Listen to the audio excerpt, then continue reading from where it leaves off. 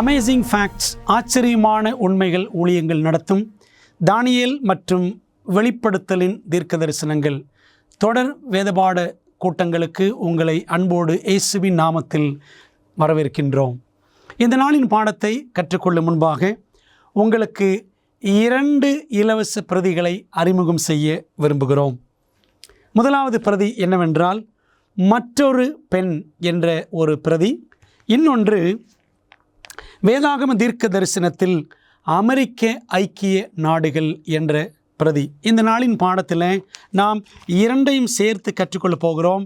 ஆகவே உங்களுக்கு இந்த 2 பிரதிகளையும் இலவசமாக அனுப்ப காத்திருக்கிறோம். ஆகவே உங்களுடைய தொலைபேசி மூலமாக எங்களோடு தொடர்பு கொள்ளுங்கள்.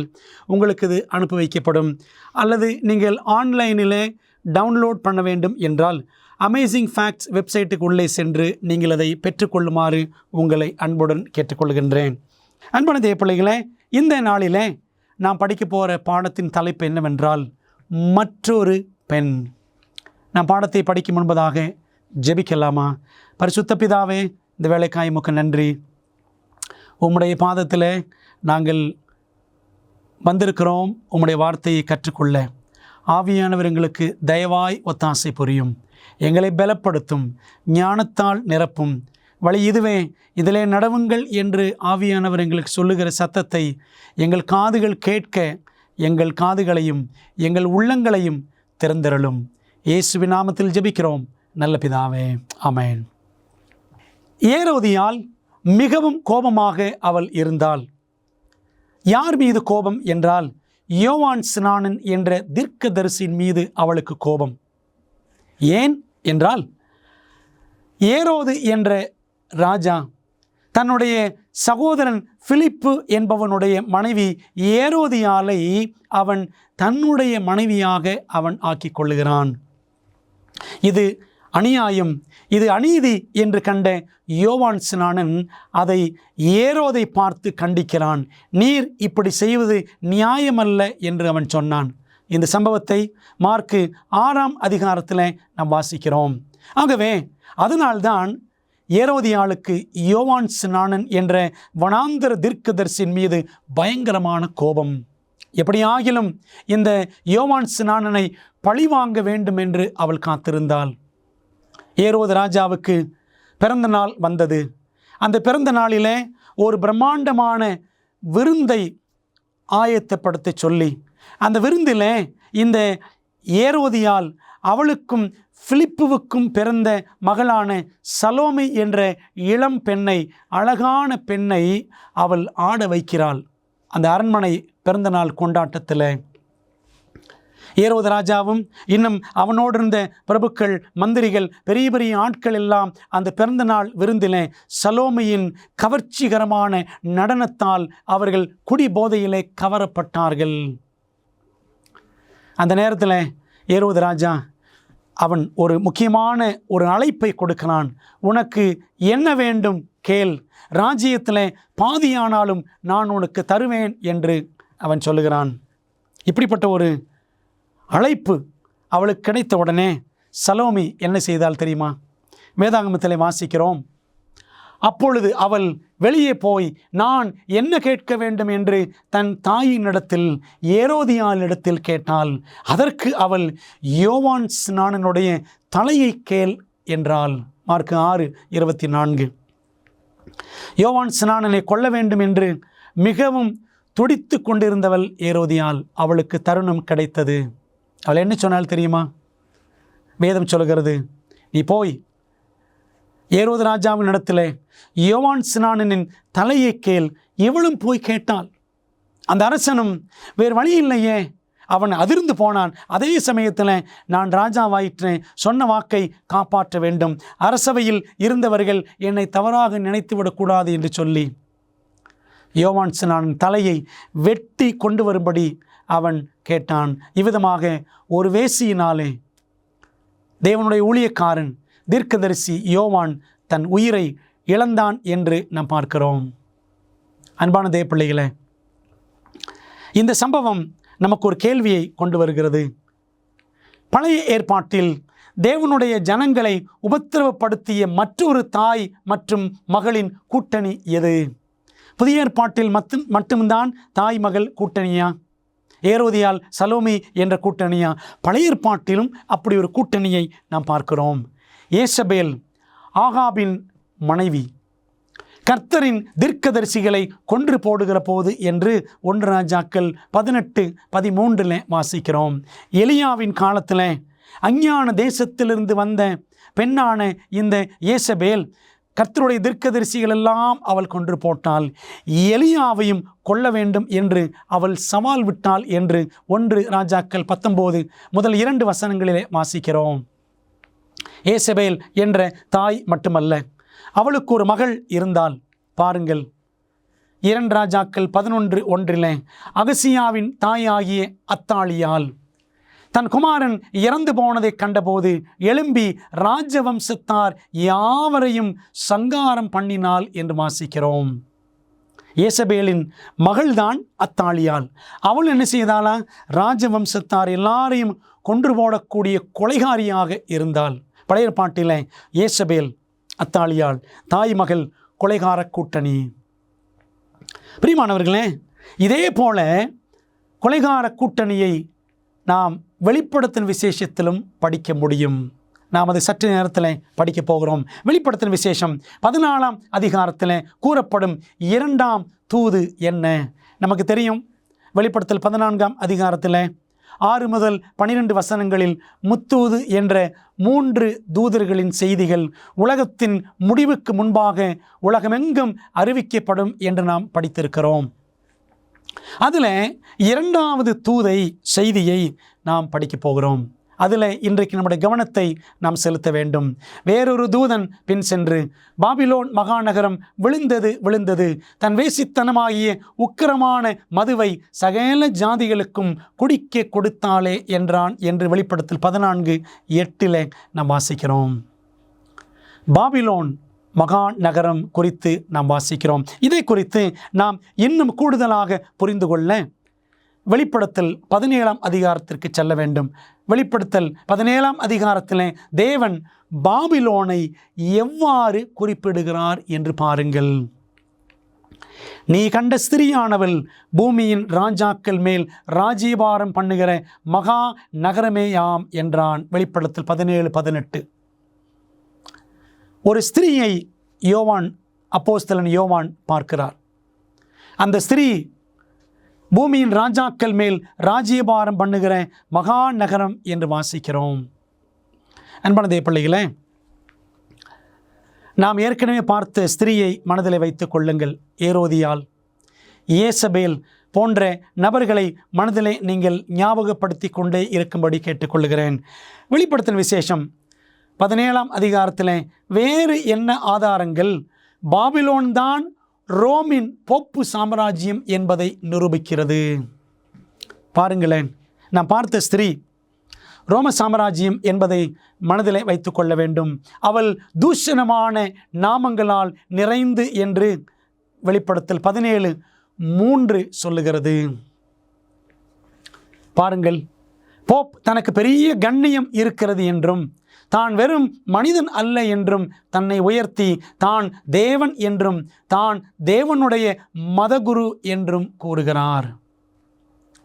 ஸ்திரீ என்றால் சபை என்று நாம் அறிந்திருக்கிறோம். கற்புள்ள ஸ்திரீ பரிசுத்தமான சபை. ஒரு அசுத்த ஸ்திரீ, ஒரு வேசியான ஸ்திரீ என்றால் விழுந்து போன சபை. ஆகவே நாம் இப்பொழுது சற்று முன்பாக அந்த மிருகத்தின் மீது ஒரு பெண்ணை பார்த்தோமே, அது விழுந்து போன சபையை குறிக்கிறது. போப்பு மார்க்கத்தை சுட்டி காட்டுகிறது. இந்த போப்பு மார்க்கம் தன்னை தேவனுக்கும் மேலாக, தேவனுக்கும் சமமாக அது உயர்த்துகிறது என்பதை அவர்களுடைய புத்தகத்திலிருந்து, டிக்ஷனரியிலிருந்து, ஃபெராரிஸ் எக்லிசியாஸ்டிக்கல் டிக்ஷனரி என்ற புத்தகத்தில் வாசிக்கிறோம். அடுத்தபடியாக இரத்தாம்பரமும் சிவப்பான ஆடையும் தரித்து இரத்தினங்களினால் அவள் தன்னை சிங்காரித்திருந்தாள் என்று வெளிப்படுத்தல் 17:4 சொல்லுகிறது. ஒரு வேசி தன்னை எப்பொழுதுமே சிங்காரித்து கொள்ளுவாள். அதே போலதான் விழுந்து போன பாபிலோன் சபையான இந்த ரோம சாம்ராஜ்யத்தைச் சேர்ந்த கத்தோலிக்க சபையும் தன்னை இரத்தாம்பரம், சிவப்பான ஆடையினால் மற்றும் இரத்தினங்களினாலும் பொன்னினாலும் முத்துக்களினாலும் தன்னை சிங்காரித்து கொண்டிருக்கிறது. கத்தோலிக்க சபையை நீங்கள் பாருங்கள். இந்த பொன், ரத்தின, முத்துக்கள் எல்லாம் பார்க்கலாம். விலை உயர்ந்த பொருட்களினால் அவர்களது ஆலயங்கள் அலங்கரிக்கப்பட்டிருக்கும். போப்புமார்கள், தலைமை குருமார்கள் இவர்கள் எல்லாரும் தரிக்கக்கூடிய ஆடைகளை பாருங்கள். இரத்தாம்பரம் போன்ற விலையேற பெற்ற ராஜவம்சத்தார் உடுத்தக்கூடிய உடைகளை அவர்கள் உடுத்தியிருப்பார்கள். மட்டுமல்ல, அருவருப்புகளுக்கும் வேசிகளுக்கும் பூமியில் உள்ள அருவருப்புகளுக்கும் தாய் என்னும் நாமம் அவள் நெற்றியில் எழுதியிருந்தது என்று வெளிப்படுத்தல் 17:5 வாசிக்கிறோம். ஒரு ஸ்திரீ சிவப்பான மிருகத்தின் மேல் உட்கார்ந்திருந்தால் அவளுடைய குணலட்சணங்கள் என்னென்ன என்று பார்க்கிறோம். அந்த குணலட்சணங்கள் ஒவ்வொன்றுமே போப்பு மார்க்கத்தோடு ஒத்துப்போகிறது. நாம் இப்பொழுது பார்த்து கொண்டிருக்கிற இந்த மகா பாபிலோன் போப்பு மார்க்கம்தான் என்பதை நாம் ஒவ்வொரு வசனமாக ஊர்ஜிதம் செய்து கொண்டிருக்கிறோம்.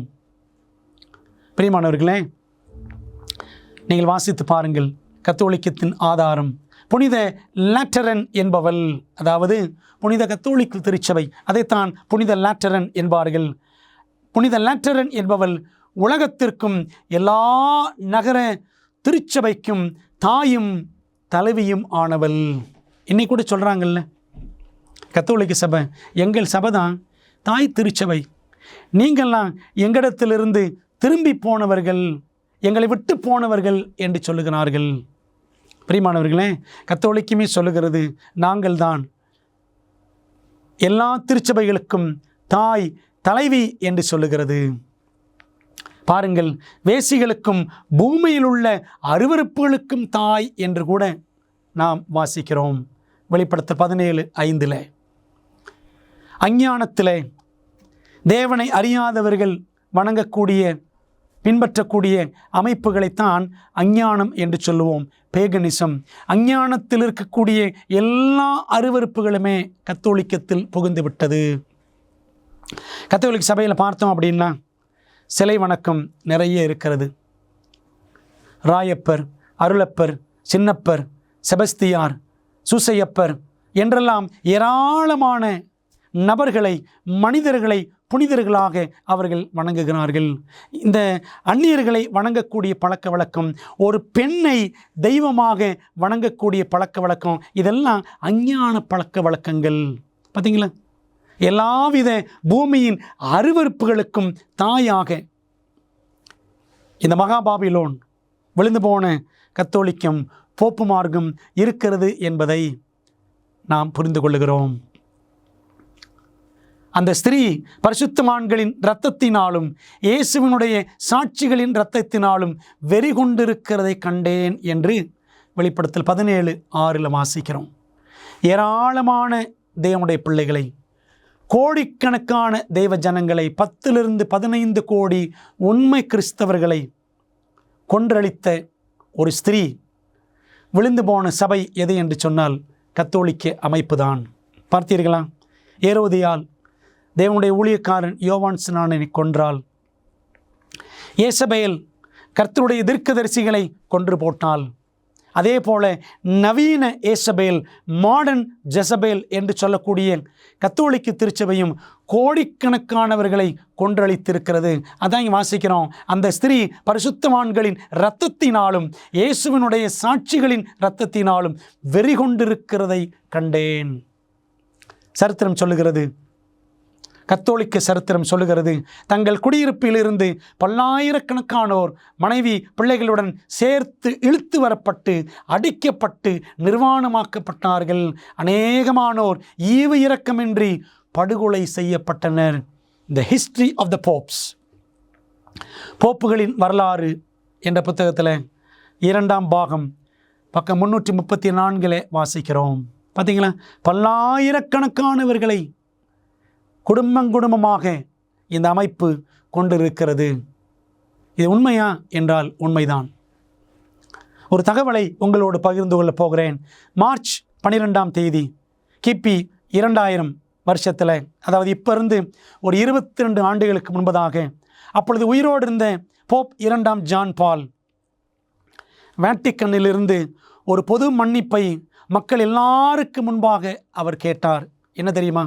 இருண்ட காலங்களிலே நாம் படித்தோம் அல்லவா, 1260 ஆண்டுகள், கிபி 538 கிபி 1798 வரை இந்த காலகட்டத்தில், அந்த இருண்ட காலம், அந்த காலகட்டத்தில் ஏராளமானோரை எங்களுடைய சபைதான், கத்தோலிக்கம் தான் கொன்று போட்டது. அதற்காக நான் மன்னிப்பு கோருகிறேன் என்று போப் 2ஆம் ஜான் பால் கேட்டார். இது ஏராளமான பத்திரிகைகளில் வெளிவந்தது, தொலைக்காட்சிகளிலே வெளியானது என்பது மறுக்க முடியாத உண்மை. அப்போ பாருங்க, தீர்க்க தரிசனம் அப்படியே வெளிப்படுத்தல் 17 சொல்லுகிறபடி கத்தோலிக்கம் பரிசுத்தவான்கள் கர்த்தருடைய பிள்ளைகளின் இரத்தத்தால் வெறிகொண்டிருந்தது என்று பார்க்கிறோம். அப்படியானால் அந்த மகாநகரம், அந்த மகா பாபிலோன், அந்த மகா வேசி கத்தோலிக்கம் என்பதை தீர்க்க தரிசனம் உறுதிப்படுத்துகிறது. அந்த 7 தலைகளும் அந்த ஸ்திரீ உட்கார்ந்திருக்கிற 7 மலைகளாம் என்று வெளிப்படுத்தல் 17:9 வாசிக்கிறோம். ரோமாபுரி, அதை பொதுவாக சொல்வார்கள், Rome is a city on 7 hills, 7 மலைகளின் நகரம் என்று சொல்வார்கள். அது ரோமாபுரி தான்.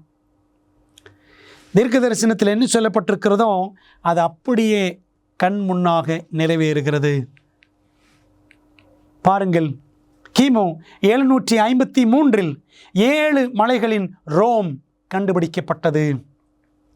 7 மலைகளின் மீது என்ற பதம் பல நூற்றாண்டுகளுக்கு பழைய நகரத்தை சுற்றியுள்ள கேபிட்டோலின், குரினல், விமினல், எஸ்குவிலின், கேலியன், அவன்டைன் மற்றும் பேலட்டைன் மலைகளை சுட்டி காட்டுகிறது. இந்த 7 மலைகளை சுற்றிதான், இந்த 7 மலைகளுக்கு நடுவாகத்தான் இந்த நகரம் அமைந்திருக்கிறது என்பதை நம் கண்கூடாக பார்க்க முடியும். இந்த மகா பாபிலோன் குறித்த அடுத்த குறிப்பு என்னவென்றால், பூமியின் ராஜாக்கள் மேல் ராஜ்யபாரம் பண்ணினால். வெளிப்படுத்தல் 17:18 வாசிக்கிறோம். என்ன அர்த்தம் பாருங்கள். ஏரோதியால் அவள் ஒரு ராஜாவோடு தன்னை இணைத்து கொண்டாள். பணத்துக்கு ஆசைப்பட்டு, பதவிக்கு ஆசைப்பட்டு புருஷனை விட்டு புருஷனுடைய சகோதரனோடு அவள் இணைந்து கொண்டாள். அது மட்டுமல்ல, ஏரோதியால் ராஜகுடும்பத்தை சேர்ந்தவள் போலவே ஏசபேலும் அப்படித்தான், அவளும் ராஜகுடும்பத்தை சேர்ந்தவள். இவர்கள் எல்லாரும் ஆளுகை செய்தார்கள். அதே போலதான் இந்த மகா பாபிலோன் என்று சொல்லக்கூடிய கத்தோலிக்கமும் பூமியின் ராஜாக்கள் மேல் ராஜ்யபாரம் பண்ணினால். இன்னைக்கு எல்லாரும் என்ன செய்கிறாங்க? போப் என்று சொன்னால் அணி அணியாக பின்னே செல்லுகிறார்கள். பூமியின் ராஜாக்கள், பெரிய பெரிய அதிபதிகள், பிரசிடென்ட்ஸ், ஜனாதிபதிகள் எல்லாருமே இன்றைக்கு போப்புவின் காலடியிலே கிடக்கிறதை வெளிப்படுத்தல் 17:18 நமக்கு உறுதிப்படுத்துகிறது. அன்பான தேவப்பிள்ளைகளே, அப்படியானால் வெளிப்படுத்தல் 17ஆம் அதிகாரம் ஒரு ஸ்திரியை நமக்கு காட்டுகிறது. அந்த ஸ்திரீ மகாவேசி என்று வெளிப்படுத்தல் 17:1 வாசிக்கிறோம். அவளுடைய வர்ணனைகள், குணலட்சணங்கள் எல்லாவற்றையும் நாம் ஒப்பிட்டு பார்க்கும் பொழுது அந்த பெண் விழுந்து போன கத்தோலிக்க அமைப்பை, போப்பு மார்க்கத்தை சுட்டி காட்டுகிறது. 12ஆம் அதிகாரத்தில் ஒரு ஸ்திரியை பார்த்தோம். அது கற்புள்ள ஸ்திரீ. தேவனுடைய மெய்யான திருச்சபையை வெளிப்படுத்தல் 12 சுட்டி காட்டுகிறது. தேவனை விட்டு, அவருடைய கற்பனைகளை விட்டு விலகி போன ஒரு திருச்சபையை வெளிப்படுத்தல் 17ஆம் அதிகாரம் காட்டுகிறது. அதனால தான் வெளிப்படுத்தல் 17 ஆரம்பத்திலேயே மகாவேசி என்று படிக்கிறோம். இதுவரைக்கும் நாம் பார்த்த எல்லா குறிப்புகளும் நவீன ஏசபேலான கத்தோலிக்க அமைப்பை சுட்டி காட்டுகிறதை நாம் மனதிலே உறுதியாக பதித்து கொள்ள வேண்டும். வெளிப்படுத்தின விசேஷம் 13 மற்றும் 17 இந்த 2 அதிகாரங்களில் கூறப்படும் மிருகங்கள் எவ்வாறு ஒப்பிடப்படுகின்றன? நாம் படித்ததை சற்று திரும்பவும் நினைவுபடுத்தி பார்ப்போம். வெளிப்படுத்தல் 13:1, பின்பு நான் கடற்கரை மணலின் மேல் நின்றேன். அப்பொழுது சமுத்திரத்திலிருந்து ஒரு மிருகம் எழும்பி வர கண்டேன். அதற்கு 7 தலைகளும் 10 கொம்புகளும் இருந்தன. அதன் கொம்புகளின் மேல் 10 முடிகள், அதாவது 10 கிரீடங்களும், அதன் தலைகளின் மேல் தூஷணமான நாமமும் இருந்தன என்று வெளிப்படுத்தல் 13:1 நாம் படிக்கிறோம். இந்த மிருகம் சிறுத்தைக்கு ஒப்பான ஒரு மிருகம், லெப்பர்ட் லைக் பீஸ்ட் என்று சொல்லுவார்கள். அதே போல 17:3 பாருங்கள், ஆவிக்குள் என்னை வனாந்திரத்திற்கு கொண்டு போனான், அப்பொழுது 7 தலைகளையும் 10 கொம்புகளையும் உடையதும். 13வது அதிகாரத்தில் படித்தோம்ல, அதே போல தூஷணமான நாமங்களால் நிறைந்ததுமான சிவப்பு நிறமுள்ள மிருகத்தின் மேல் ஒரு ஸ்திரீ ஏறி இருக்க கண்டேன். வெளிப்படுத்தல் 17:3. அன்பானவர்களே, வெளிப்படுத்தல் 13ஆம் அதிகாரத்தில் நாம் பார்க்கிற முதலாம் மிருகமும், வெளிப்படுத்தல் 17ஆம் அதிகாரத்தில் நாம் படிக்கிற மிருகமும் இரண்டுமே ஒன்றுதான்.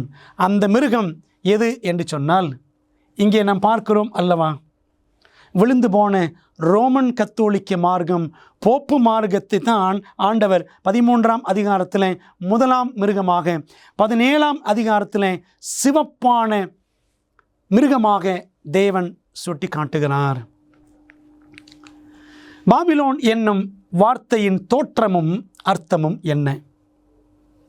தேவன் விழுந்து போன அமைப்பை பாபிலோன் மகாநகரம், மகா பாபிலோன் என்று சொல்லுகிறார்.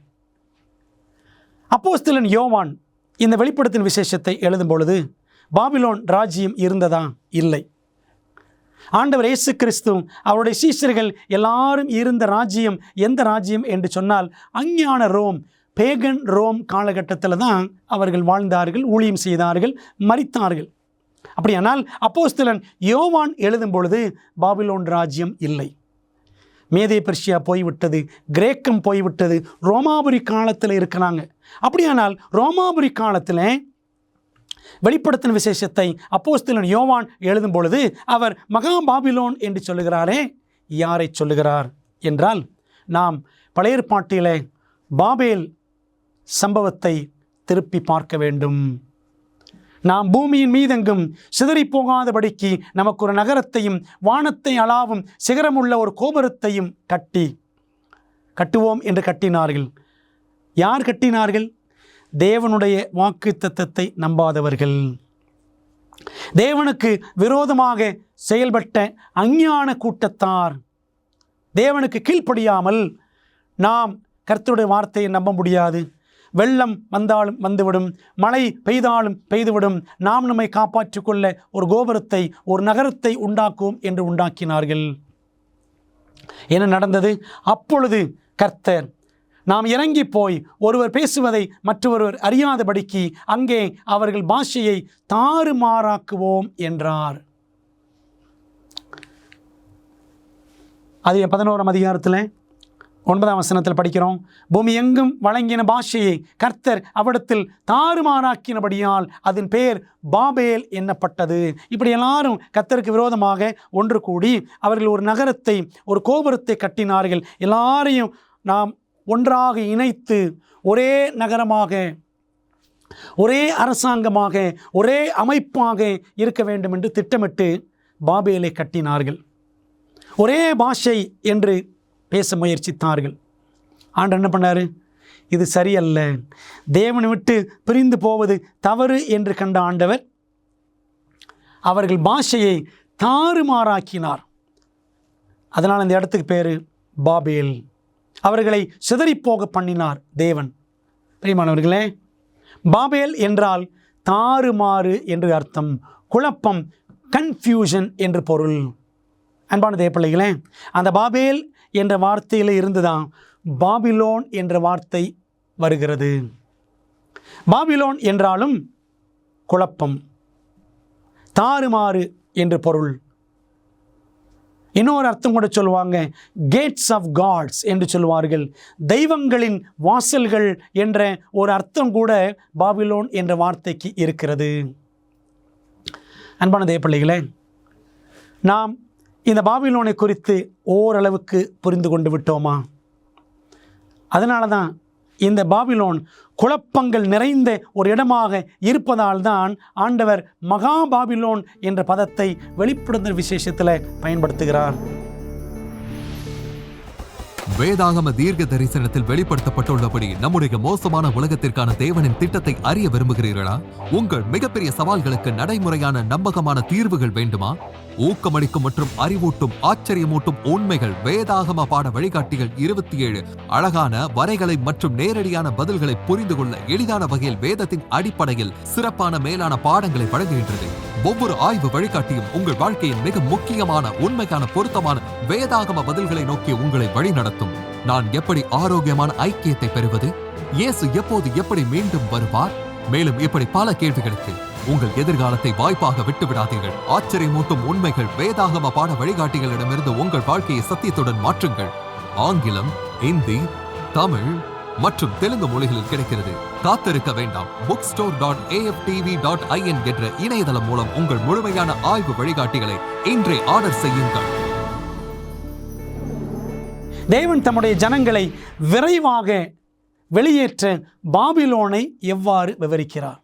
நீங்கள் வெளிப்படுத்தல் 18ஆம் அதிகாரம் படித்தால் ஆண்டவர் தம்முடைய பிள்ளைகளை பாபிலோனை விட்டு வெளியே வாருங்கள், ஏனென்றால் அந்த பாபிலோன் விழுந்து விட்டது என்று அவர் திரும்ப திரும்ப எச்சரிக்கிறார்.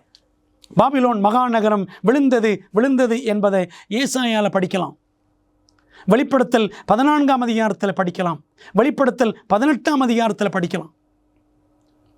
அன்பான தேவ பிள்ளைகளே, அந்த பாபிலோனை விட்டு கர்த்தருடைய பிள்ளைகள் வெளியேற வேண்டும்.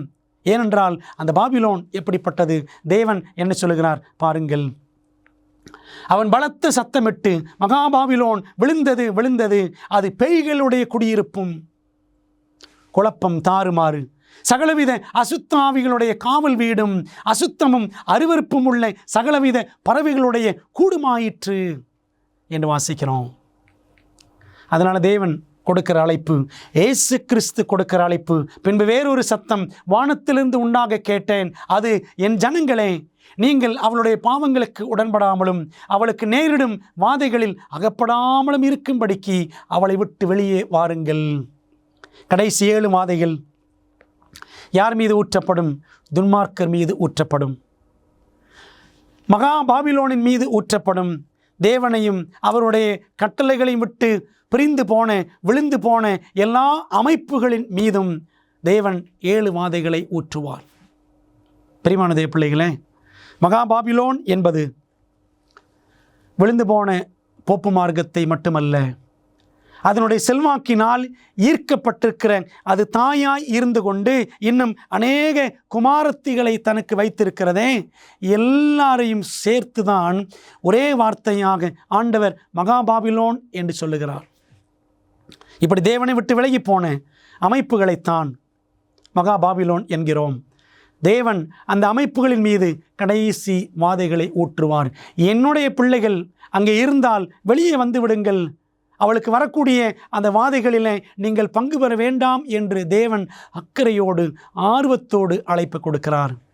அதனால தான் தேவன் இந்த அமேசிங் ஃபேக்ட்ஸ் மூலமாக உங்களுக்கு இந்த சத்தியங்களை கற்றுக் கொடுக்கிறார். தேவனுக்கு நன்றி செலுத்தி அவருக்கு மகிமையாக இந்த சத்தியங்களை அலசி ஆராய்ந்து இதன்படி நடக்க நீங்கள் தீர்மானிப்பீர்களா? அவளுடைய மதுவை, அந்த மகாவேசியின் மதுவை பூமிக்கு குடிக்க கொடுத்ததற்காக இயேசு அவளை தொடர்ச்சியாக குற்றஞ்சாட்டுகிறார். அந்த மது எதை குறிக்கிறது?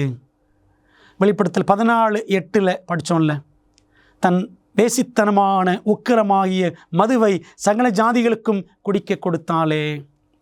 மது என்பது தீர்க்க தரிசனத்தில் எதை குறிக்கிறது? தன் வேசித்தனமாகிய அருவருப்புகளாலும் அசுத்தத்தாலும் நிறைந்த பொற்பாத்திரத்தை தன் கையிலே பிடித்திருந்தாள் என்று வெளிப்படுத்தல் 17:4 அந்த மகாவேசியின் கையில் இருக்கிற அந்த பொற்பாத்திரம் பற்றி வாசிக்கிறோம். அது பொற்பாத்திரம்தான், உள்ளே இருப்பதெல்லாம் அசுத்தமாகிய மது. பாருங்கள், புனித பாத்திரங்களில் மிகவும் முக்கியமானது மது கிண்ணமாகும். த கேத்தலிக் என்சைக்ளோபீடியாவில், கத்தோலிக்க கலைக்களஞ்சியத்தில் வாசிக்கிறோம். புனித பாத்திரங்களில், கத்தோலிக்கத்தின் புனித பாத்திரங்களில் மிகவும் முக்கியமானது மது கிண்ணம் ஆகும். மது என்பது மயக்கும் தன்மை கொண்டது. அதே போல இன்றைக்கு இந்த கத்தோலிக்கம் என்ற தாயானது தன்னுடைய மயக்கும் மதுவை மயக்கும் தவறான உபதேசங்களை, அசுத்தமான உபதேசங்களை அது சகல ஜாதிகளுக்கும், உலக மக்கள் எல்லாருக்கும், எல்லா சபைகளுக்கும் குடிக்க கொடுத்திருக்கிறது. அந்த மது என்னென்ன, அந்த தீய உபதேசங்கள் என்னென்ன என்று நாம் பார்க்கலாமா? 10 கற்பனைகள் நம்மை கட்டுப்படுத்துவது இல்லை. 10 கற்பனைகள் தேவையில்லை. இதை யார் சொல்கிறாங்க அப்படின்னா, இன்றைக்கி எல்லா புராட்டஸ்டன்ட் சபைகளும் சொல்லுகின்றன. இது எங்கிருந்து வந்தது? 10 கற்பனைகள் வேண்டாம் என்ற தவறான உபதேசம். கத்தோலிக்கம் தான் ஆண்டுடைய பிரமாணங்களை மாற்றியது. நம்ம ஏற்கனவே படித்தோம்ல, 2ஆம் கற்பனையை நீக்கியது, 4ஆம் கற்பனையை மாற்றியது, 7ஆம் நாளை சனிக்கிழமையிலிருந்து 1ஆம் நாள் ஞாயிற்றுக்கிழமைக்கு மாற்றியது, 10ஆம் கற்பனையை 2ஆக பிரித்தது. மிகவும் சைலண்டான முறையில், அமைதியான முறையில் இந்த வேலைகளை கத்தோலிக்கம் பிரமாணத்தின் மீது செய்துவிட்டது. அங்கே தொடங்கின இந்த துருபதேசம், 10 கற்பனைகள் வேண்டாம் என்ற அந்த துருபதேசம் இன்றைக்கு எல்லா சபைகளிலும் பரவி 10 கற்பனைகள் நம்மை கட்டுப்படுத்தவில்லை என்று அநேக சபைகள் சொல்லிக் கொள்ளுகின்றன. இது ஒரு விதமான மது. ஞாயிற்றுக்கிழமையின் பரிசுத்தம். ஆண்டவர் இயேசு கிறிஸ்து வாரத்தின் 1ஆம் நாளிலே உயிர்த்தெழுந்தார். ஆகவே ஞாயிற்றுக்கிழமை பரிசுத்தமானது. அந்த நாளிலே அவரை உயிர்த்தெழுதலில், அவருடைய உயிர்த்தெழுதலை கனம் பண்ணும் விதமாக அந்த நாளில் அவரை தொழுது கொள்ள வேண்டும் என்கிறார்கள். ஆனால் வேதம் அப்படி சொல்லவில்லை. 7ஆம் நாளோ உன் தேவனாகிய கர்த்தருடைய ஓய்வு நாள். 10 கட்டளைகளிலே சொல்லப்பட்ட அந்த கட்டளையை, 4ஆம் கட்டளையை நாம் கடைபிடித்தாக வேண்டுமே. தேவன் சொல்லாத ஒரு விஷயத்தை கடைபிடிப்பது மதுவை குடித்ததற்கு, பாபிலோனின் மதுவை, கத்தோலிக்கத்தின் மதுவை குடித்ததற்கு சமம். அன்பானவர்களே, மார்ச் 7ஆம் தேதி கிபி 321ஆம் வருஷம் கான்ஸ்டன்டைன் என்ற ரோம சக்கரவர்த்தி ஓய்வு நாளை சனிக்கிழமையிலிருந்து ஞாயிற்றுக்கிழமைக்கு மாற்றினான். இதுதான் உலகத்தில், கிறிஸ்தவத்தில் உண்டான முதல் ஞாயிறு ஆசரிப்பு சட்டம். இதுதான் இன்றைக்கி உலகமெல்லாம் கைக்கொள்ளப்பட்டு வருகிறது, ஞாயிறு ஆசரிப்பு. அந்த ஞாயிறு ஆசரிப்பை வேதம் ஆதரிப்பது இல்லை. இது ஒரு விதமான மது. ரகசிய வருகை. ரகசிய வருகை இன்னைக்கு பெந்தெகோஸ்து சபைகளில், ஏஜி சபைகளில் மிகவும் முக்கியமான கொள்கை. கிறிஸ்தவத்திலேயே ஒரு முக்கியமான கொள்கையாகிவிட்டது. இயேசு கிறிஸ்து கற்றுக் கொடுத்த கொள்கையா ரகசிய வருகை? ரகசிய வருகை என்பது கத்தோலிக்கத்தின் கள்ள உபதேசம். எப்படி தெரியுமா? பிரியமான தேவப்பிள்ளைகளே, மார்ட்டின் லூத்தர் கத்தோலிக்கத்தை எதிர்த்து சீர்திருத்த இயக்கத்தை உருவாக்கினார். அவனுடைய இயக்கத்தை ஒன்றுமில்லாமல் ஆக்குவதற்காக லயோலா என்ற மனிதன், கத்தோலிக்க மனிதன் இக்னேஷியஸ் லயோலா, அவர் என்ன செய்கிறாரு? கவுண்டர் ரெஃபர்மேஷன், எதிர் சீர்திருத்த இயக்கத்தை அவர் தோற்றுவித்தார். சரிங்களா? அந்த கேத்தலிக் கவுண்டர் ரெஃபர்மேஷன், மார்ட்டின் லூத்தருக்கு எதிராக உருவான இயக்கம், அந்த இயக்கத்தில் இருந்து வந்த உபதேசம்தான் இந்த ரகசிய வருகை. கத்தோலிக்கம் தான் அதை கொண்டு வந்தது. பைபிளில் ரகசிய வருகை என்ற உபதேசம் கிடையாது. இந்த ரகசிய வருகை என்ற உபதேசம் ஏறக்குறைய 500 ஆண்டுகளாக இன்னைக்கு கிறிஸ்தவத்தில் புழங்கிக் கொண்டு வருகிறது.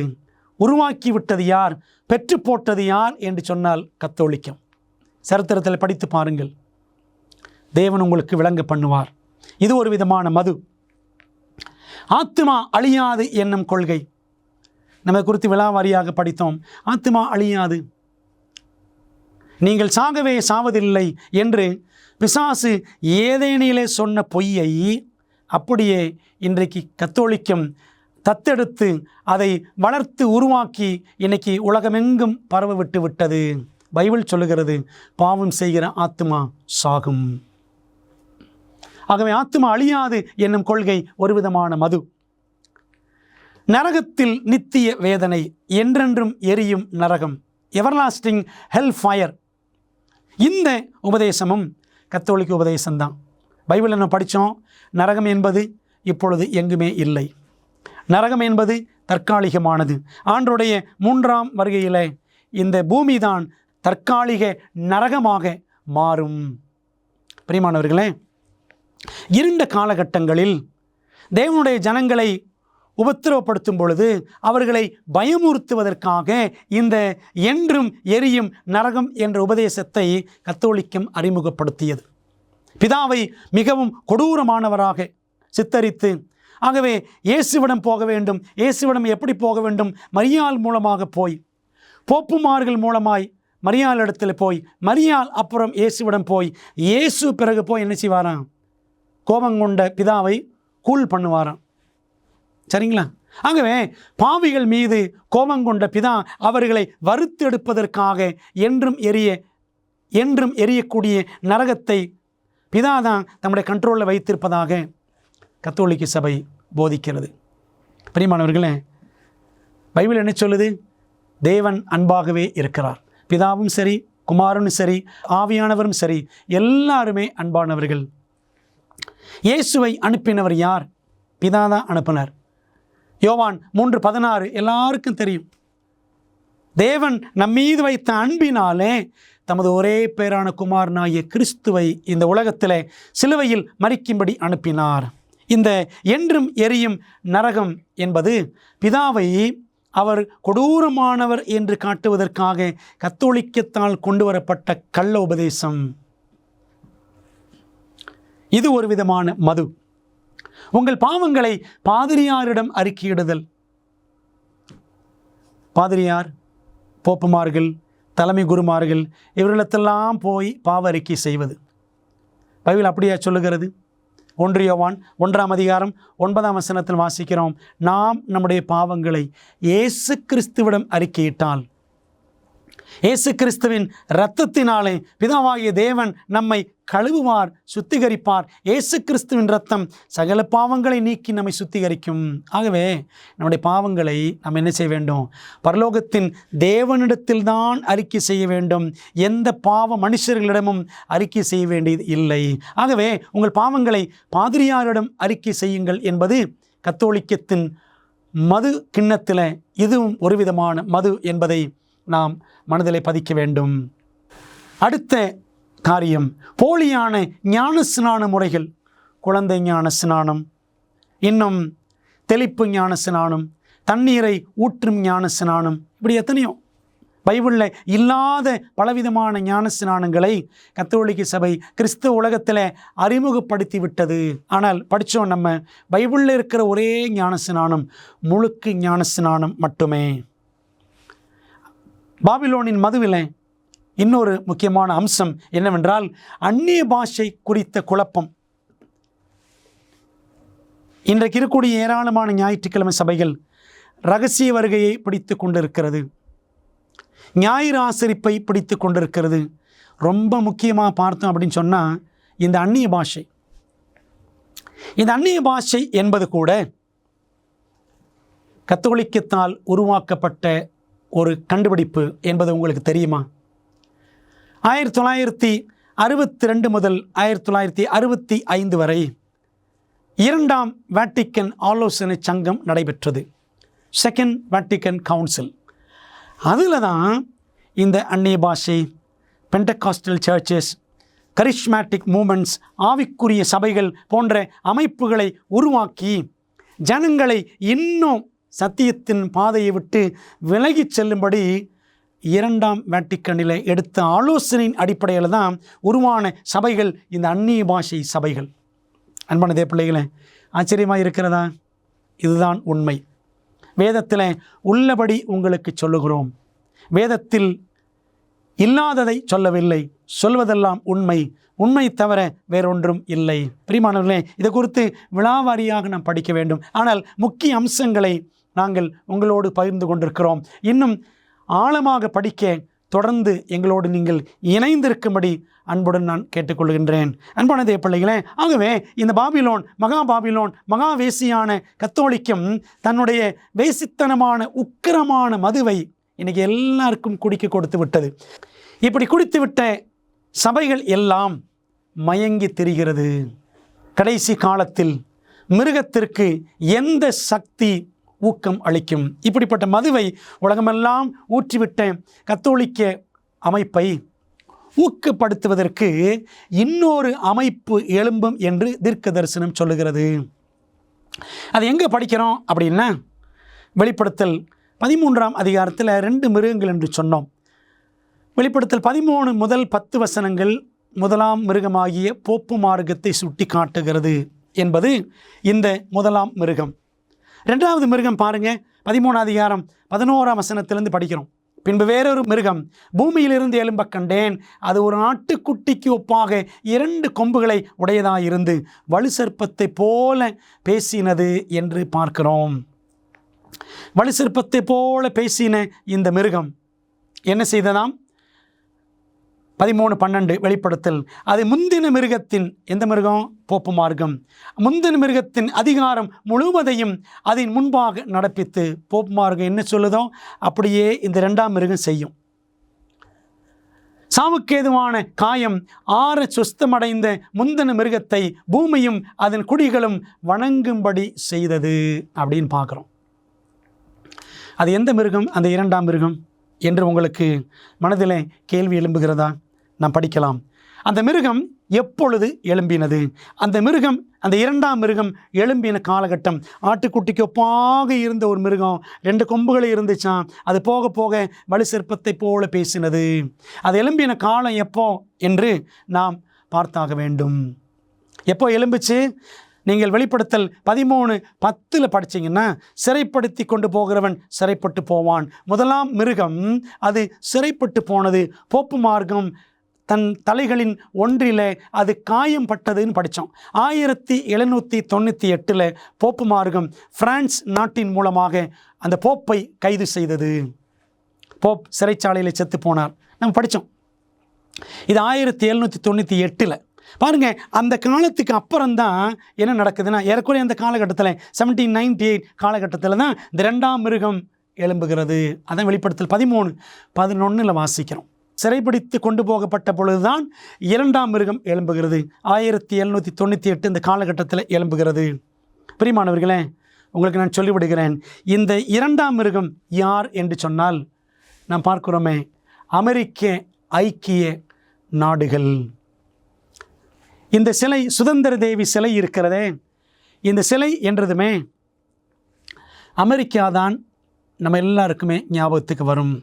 இந்த அமெரிக்காவைத்தான் தீர்க்க தரிசனத்தில் ஆண்டவர் வெளிப்படுத்தல் 13ஆம் அதிகாரத்தின் 2ஆம் பகுதியில் 2ஆம் மிருகமாக சுட்டி காட்டுகிறார். பாருங்கள், அது எங்கிருந்து எழும்பினது? பூமியிலிருந்து எழும்பிற்று அப்படின்னு படித்தோம். பூமினா என்னது? முதலாம் மிருகம் சமுத்திரத்திலிருந்து எழும்பினது, ஜனக்கூட்டங்கள் மத்தியிலிருந்து எழும்பினது. 2ஆம் மிருகம் பூமியிலே இருந்து என்று சொன்னால் ஜனக்கூட்டம் அதிகம் இல்லாத இடத்திலிருந்து எழும்பினது. பிரியமான தேவ பிள்ளைகளே, அமெரிக்கா ஏறக்குறைய 1776ஆம் ஆண்டிலே சுதந்திரம் பெற்று ஒரு நாடாக உருவாயிற்று. அது எழும்பின காலம். 2வது, அது பூமியிலிருந்து எழும்பினது. அமெரிக்கா அது உருவாக தொடங்கின காலகட்டத்தில் அதிகமான வளர்ச்சி இல்லை.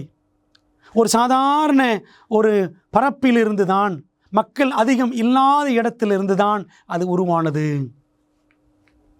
ஆட்டுக்கடாவை போல 2 கொம்புகளை கொண்டது. அந்த 2 கொம்புகள் என்னவென்றால் மத சுதந்திரம் மற்றும் அரசியல் சுதந்திரம். இந்த 2 சுதந்திரங்களோடு இந்த நாடு, அமெரிக்க ஐக்கிய நாடுகள் உருவாயிற்று. ஏன் அப்படின்னா, ஐரோப்பாவில் அந்த இருண்ட காலகட்டம், பயங்கரமான உபத்திரவங்களை தேவனுடைய பிள்ளைகள் சந்தித்தார்கள் கத்தோலிக்கத்தின் மூலமாக. ஆகவே விடுதலையோடு கூட தேவனை பின்பற்ற வேண்டும் என்று விரும்பின திருச்சபையின் பிள்ளைகள், கர்த்தருடைய பிள்ளைகள் என்ன செஞ்சாங்களாம்? சுதந்திரம் தேடி அவர்கள் ஓடி வந்தார்கள் மேஃப்ளவர் என்ற கப்பலில். அப்படி வந்தவர்கள் அமெரிக்காவிலே தஞ்சம் புகுந்தார்கள். அந்த பகுதி தான் போக போக அது அமெரிக்கா என்று பெயர் பெற்றது. பிரியமானவர்களே, அப்போ பாருங்கள், வெளிப்படுத்தல் 13ஆம் அதிகாரம் முதல் அந்த 11-12 வசனங்களை படித்தோம் என்று சொன்னால், அந்த 2ஆம் மிருகத்தை குறித்த காரியங்கள் எல்லாம் அப்படியே அமெரிக்காவோடு ஒத்து போகிறது. தீர்க்க தரிசனத்தின் அடிப்படையில் என்ன ஒரு சடுதியான மாற்றம் அமெரிக்காவில் நிகழும். ஆரம்பத்தில் ஆட்டுக்குட்டியை போல இருந்த இந்த 2ஆம் மிருகம் போக போக என்ன செய்ததாம்? வலு சர்ப்பத்தை போல பேசினது. வலு சர்ப்பம்னா என்ன? பிசாசுன்னு படிக்கிறோம். வெளிப்படுத்தல் 12:9. இந்த மிருகம், இந்த அமெரிக்கா, அது ஆரம்பத்தில் தேவனுடைய நாடாக உருவான அந்த நாடு, புராட்டஸ்டன்ட் நாடாக உருவான அந்த நாடு இப்பொழுது கத்தோலிக்க நாடாகிவிட்டது. அன்பான தேவப்பிள்ளைகளே, இந்த மிருகம் ஆட்டுக்குட்டியை போல, அதாவது ஆட்டுக்குட்டினா இயேசு கிறிஸ்து, ஆரம்பத்தில் இயேசுவின் நாமத்தின் மகிமைக்கென்று உருவான அந்த நாடு போக போக அது வலு சிற்பத்தை போல, பிசாசை போல செயல்பட ஆரம்பிக்கும். என்ன அர்த்தம் அப்படின்னா, அந்த தேசம் தனது பிரமாணங்கள் அல்லது சட்டமன்ற அமைப்பின் மூலம் பேசும். தேவனுடைய பிரமாணங்களை தள்ளிவிட்டு அது அரசாங்க பிரமாணங்களை, குறிப்பாக கத்தோலிக்கத்தின் சட்டதிட்டங்களை, இந்த முதலாம் மிருகம் இருக்கிறதே, இந்த கத்தோலிக்கத்தின் சட்டதிட்டங்களை இந்த இரண்டாம் மிருகமான அமெரிக்கா அது கட்டாயப்படுத்தி எல்லாரும் பின்பற்ற வேண்டும் என்று அமல்படுத்தும்.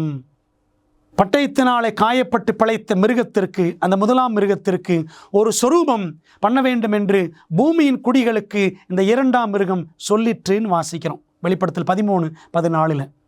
போப் மார்க் என்ன சொல்லுதோ அது சொல்கிறத அப்படியே செய்யணும். அதான் சொரூபம். சொரூபம்னா அதை மாதிரி அந்த ஒரிஜினல் போல ஒரு டூப்ளிகேட். அது என்ன சொல்லுதோ அதை அப்படியே செய்யணும். பிரியமான தேவப்பிள்ளைகளே, ஆகவே போப்பு மார்க்கம் சொல்லுவதை அமெரிக்க அரசாங்கம் கட்டாயப்படுத்தும். தன்னுடைய சட்டத்தின் மூலமாக அது திணிக்கும் என்பதை வெளிப்படுத்தல் 13ஆம் அதிகாரம் நமக்கு சுட்டி காட்டுகிறது. கடைசி காலத்தில் தேவனுடைய ஜனங்களுக்கு விரோதமாக எந்த 3 வல்லமைகள் ஒன்று சேரும்? அப்பொழுது வலு சிற்பத்தின் வாயிலும், பிசாசின் வாயிலும், மிருகத்தின் வாயிலும், எந்த மிருகம்? போப்பு மார்க்கம். கள்ளதீர்க்கதரிசியின் வாயிலும், கள்ளதீர்க்கதரிசி என்று இந்த இடத்துல யாரை சுட்டி காட்டப்படுகிறது என்றால், நான் படித்து கொண்டிருக்கிறோம் அல்லவா, வெளிப்படுத்தல் 13ஆம் அதிகாரம் 11 முதல் வரக்கூடிய அந்த அமெரிக்கா. அந்த அமெரிக்கா அது எப்படி பேசிச்சு? வலு சிற்பத்தை போல பேசினது. கள்ளதீர்க்கதரிசி என்று அதைத்தான் அங்கே பார்க்கிறோம். கள்ளதீர்க்கதரிசியின் வாயிலிருந்தும் தவளைகளுக்கு ஒப்பான 3 அசுத்தாவிகள் புறப்பட்டு வர கண்டேன். வெளிப்படுத்தல் 16:13 வாசிக்கிறோம். ஆகவே இந்த முக்கூட்டணி, வலு சிற்பத்தின் வாய் என்று சொன்னால் ஆவி மார்க்கம், பிசாசினுடைய பின்னணியில் செயல்படக்கூடிய எல்லா அஞ்ஞான அமைப்புகள், மிருகம் என்றால் விழுந்து போன கத்தோலிக்கம், கள்ளதீர்க்கதரிசி என்றால் விழுந்து போன அமெரிக்க ஐக்கிய நாடு மற்றும் புராட்டஸ்டன்ட் அமைப்புகள் எல்லாவற்றையும் சுட்டி காட்டுகிறது. இந்த அமைப்புகள் எல்லாம் ஒன்று சேரும். இந்த மாறுபட்ட அமைப்புகள் திறம்பட ஒன்று சேருமா? ஒன்று சேரும். வசனம் சொல்லுகிறது பாருங்கள். அவைகள், இந்த 3 அசுத்தாவிகள், உலோகமெங்கும் உள்ள ராஜாக்களை சர்வ வல்லமையுள்ள தேவனுடைய மகா நாளில் நடக்கும் யுத்தத்திற்கு கூட்டி சேர்க்கும்படிக்கு புறப்பட்டு போகிறது என்று வெளிப்படுத்தல் 16:14 வாசிக்கிறோம். சாத்தான் என்ன செய்வான்? மெய்யான திருச்சபைக்கு எதிராக கற்பனைகளை கடைபிடிக்கிற, தீர்க்க தரிசன வரத்தை பெற்றிருக்கிற 3 தூதுகளை அறிவிக்கிற கடைசி கால மெய்யான திருச்சபைக்கு எதிராக அவன் யுத்தம் புரிவான் என்று வெளிப்படுத்தல் 12:17 படித்தோம். அந்த யுத்தத்தை பற்றி தான் வெளிப்படுத்தல் 16:14 வாசிக்கிறோம். இந்த கடைசி கால முக்கூட்டணி எப்படிப்பட்ட ஆற்றல் வாய்ந்த முறைகளை பயன்படுத்தும்? வெளிப்படுத்தல் 16:14 படிக்கிறோம். அவைகள் அற்புதங்களை செய்கிற பிசாசுகளின் ஆவிகள். இந்த 3 அசுத்த ஆவிகளும் அற்புதங்களை செய்கிற பிசாசுகளின் ஆவிகள். இந்த 3 அமைப்புகள் மூலமாக அற்புதங்கள் உலகில் நிகழும். அன்றியும் அது மனுஷருக்கு முன்பாக வானத்திலிருந்து பூமியின் மேல் அக்கினியை இறங்க பண்ணத்தக்கதாக பெரிய அற்புதங்களை நடப்பித்தது என்று சொல்லி 2ஆம் மிருகத்தை பற்றி வெளிப்படுத்தல் 13:13 வாசிக்கிறோம். அமெரிக்காவில் பயங்கரமான பெரிய அற்புதங்கள். இன்றைக்கி அமெரிக்காவில் தான் ஆவி மார்க்கம், அமெரிக்காவில் தான் பிசாசின் மார்க்கம், சாத்தானுடைய சபைகள் எல்லாம் கொடிகட்டி பறக்கின்றன. அன்பான தேவப்பிள்ளைகளே, பார்த்தீங்களா? அப்போது போப் மார்க்கம் அமெரிக்காவை தன் கையிலே போட்டு வைத்திருக்கிறது. அமெரிக்காவை ஆவி மார்க்கம், பிசாசு தன் கைக்குள்ளே போட்டு வைத்திருக்கிறான். மிருகத்தின் முன்பாக அந்த அற்புதங்களை செய்யும்படி தனக்கு கொடுக்கப்பட்ட சத்துவத்தினாலே பூமியின் குடிகளை இந்த 2ஆம் மிருகம் அமெரிக்கா மோசம் போக்கும் என்று வெளிப்படுத்தல் 13:14 வாசிக்கிறோம். பிரியமான தேவப்பிள்ளைகளே, சுருக்கமாக சொன்னால் பிசாசினுடைய பின்னணியிலே செயல்படக்கூடிய போப்பு மார்க்கம் அமெரிக்காவோடு இணைந்து அது மகா பாபிலோனாக, தேவனுக்கு எதிராக, அவருடைய வேதாகமத்துக்கு எதிராக, அவருடைய கட்டளைகளுக்கு எதிராக அது செயல்படும். இதிலிருந்து தேவனுடைய ஜனங்கள் தங்களை காத்து கொள்ள வேண்டும். இந்த வஞ்சனையான இந்த முக்கூட்டணியிலிருந்து தேவ பிள்ளைகள் தப்பித்து கொள்ள வேண்டும். தேவனுடைய கடைசி கால ஜனங்கள் வஞ்சிக்கப்படுவதிலிருந்து எது அவர்களை தடுக்கும், காப்பாற்றும் என்றால் வேதத்தையும் சாட்சியாகமத்தையும் கவனிக்க வேண்டும். இந்த வார்த்தையின்படியே சொல்லாவிட்டால் அவர்களுக்கு விடியற் காலத்து வெளிச்சமில்லை என்று ஏசாயா 8:20 வாசிக்கிறோம். அன்பான தேவ பிள்ளைகளே, வேதம் ஆண்டுடைய 10 கட்டளைகள், சாட்சியாகமம், வேதாகமம் முழுக்க சாட்சியாகமம், தீர்க்கதரிசிகள் மூலமாக நாம் பெற்றிருக்கிற எல்லா வெளிச்சமும் சாட்சியாகமம். பிரியமான தேவ பிள்ளைகளே, வேதத்தின் வெளிச்சத்தில் நாம் நடப்பது தான் நமக்கு ஒரே பாதுகாப்பு. நாம் படிக்கிற இந்த எல்லா தீர்க்க தரிசனங்களும், தானியேல், வெளிப்படுத்தல் தீர்க்க தரிசனங்கள் எல்லாமே சரித்திரத்தின் அடிப்படையில் நாம் படித்து புரிந்து கொள்ள வேண்டும். அப்பொழுதுதான் நமக்கு தெளிவு பிறக்கும். அதனால தான் நாம் தீர்க்க தரிசனங்களை சரித்திரத்தோடு ஒப்பிட்டு படித்து கொண்டிருக்கிறோம். வேதாகமத்தோடு சரித்திரத்தை நாம் ஒப்பிட்டு படித்தோம் என்று சொன்னால் தேவன் நமக்கு தெளிவு கொடுப்பார். இன்று தேவன் தமது ஜனங்கள் பாதுகாக்கப்படுவதற்கு அவர்களை பாபிலோனிலிருந்து அவருடைய மீதமான திருச்சபைக்கு அழைக்கின்றார். பிரியமான தேவ பிள்ளைகளே, வெளிப்படுத்தலில் 2 ஸ்திரீகள்.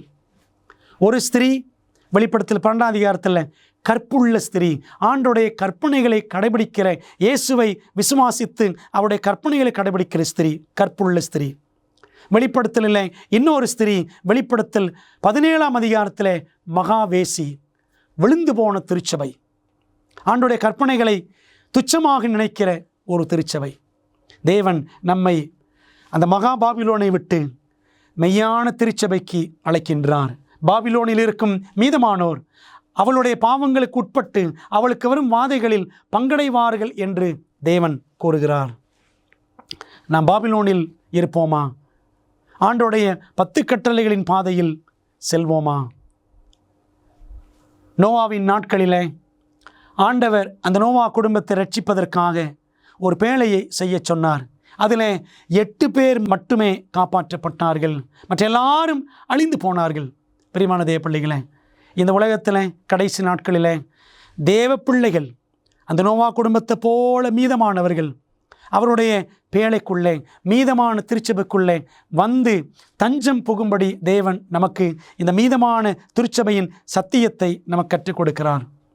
இந்த காலகட்டத்தில் அநேகம் பிள்ளைகள் உலகமெங்கிலும் இருந்து இந்த கடைசி கால சத்திய திருச்சபையில், செவன்த் டே அட்வென்டிஸ்ட் திருச்சபையில் தங்களை இணைத்துக் கொள்கிறார்கள். நீயும் உன் வீட்டார் அனைவரும் பேழைக்குள் பிரவேசியுங்கள் என்று நோவாவை, அவன் குடும்பத்தை ஆண்டவர் அழைத்தது போல இன்றைக்கு நம்மையும் அவர் அழைக்கிறார். அவருடைய அழைப்பிற்கு சரி என்று சொல்வீர்களா? அப்படியானால் நாம் ஜெபிக்கலாமா? நல்ல பிதாவே, இந்த நாளில் மற்றொரு பெண் என்ற தலைப்பில் மகாவேசியை குறித்து படித்தோம், போப்பு மார்க்கத்தை குறித்து படித்தோம். அது மட்டுமல்ல, அதனிடமிருந்து வெளியான மதுவால் மயங்கி போன எல்லாவித விழுந்து போன சபைகளையும் குறித்து படித்தோம். அந்த போப்பு மார்க்கத்திற்கு ஆதரவாக இருக்கிற கைப்பாவையாய் செயல்படக்கூடிய அமெரிக்காவை பற்றி நாங்கள் படித்தோம். ஆண்டவரே, மெய்யான திருச்சபை எது என்பதையும் ஆண்டவர் தீர்க்க தரிசனத்தில் எங்களுக்கு காண்பித்தீர். கர்த்தாவே, நாங்கள் விழுந்து போன மகா பாபிலோனை விட்டுவிட்டு தேவனுடைய மெய் திருச்சபை ஆகிய பேழைக்குள்ளே பிரவேசிக்க எங்களை நீர் ஆயத்தப்படுத்தும். இந்த சத்தியங்கள் எங்கள் மனதிலே ஆழ பதியட்டும், ஆசீர்வதியும். இயேசுவின் நாமத்தில் ஜெபிக்கிறோம் நல்ல பிதாவே, ஆமேன். அன்பான தேவ பிள்ளைகளே, இந்த சத்தியங்களை தொடர்ந்து தியானியுங்கள், அநேகரோடு பகிர்ந்து கொள்ளுங்கள். சத்தியம் எங்கும் பரவட்டும், தேவனுடைய ராஜ்யம் ஸ்தாபிக்கப்படட்டும். கர்த்தர் உங்களை ஆசீர்வதிப்பார். ஆமேன். உங்களுக்கு சந்தோஷமாக பொழுதை கழிக்க பிடிக்குமா? எனக்கு பிடிக்கும். என் அப்பா அம்மா அமேசிங் ஃபேக்ட்ஸில் இருந்து அமேசிங் அட்வென்ச்சர் சிறுவர் வேதாகம வழிகாட்டிகளை வாங்கி கொடுத்த போது எனக்கு சந்தோஷமா இருந்துச்சு. இதுல பாடத்திட்டங்கள் வண்ணமயமா இருக்கு. அதோடு அருமையான புதிர்களும் வேத வினாக்களும் இதுல நிறைய இருக்கு. வேத சத்தியத்தால் நிறைஞ்சிருக்கு. மற்றும் பிள்ளைகளுக்கான 10 அற்புதமான சாகச பயணங்களும் இதுல இருக்கு. டிராகனை கொல்வது, ஒரே லைஃப் போட், கடல் வழியாக பயணம், விசில் அடித்து கல்லறை வழியாக செல்வது, நான் நிறைய கத்துக்கிட்டேன். இது இங்கிலீஷ்ல மட்டுமே கிடைக்கும். ஆனால் நம் மொழியை கற்றுக்கொண்டு வருகிறோம் இல்லையா? உங்கள் பிள்ளைகள் பைபிளில் இருந்து அரிய கருத்துக்களை அறிந்து கொள்ள எங்களை அல்லது SMS மூலம் உங்கள் செட்டை இன்றே ஆர்டர் செய்யுங்கள்.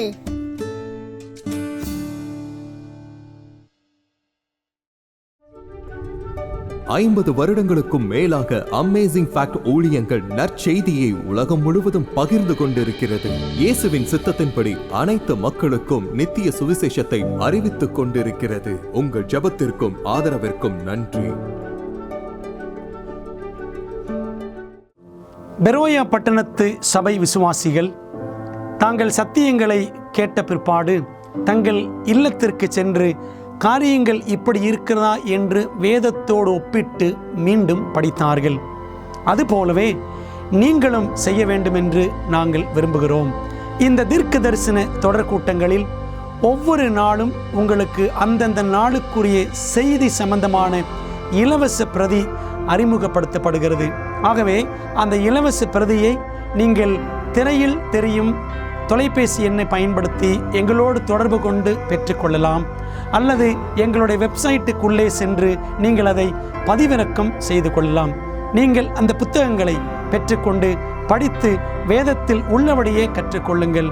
நீங்கள் படித்த பிற்பாடு உங்கள் நண்பருக்கும் அதை பகிர்ந்து கொள்ளுங்கள்.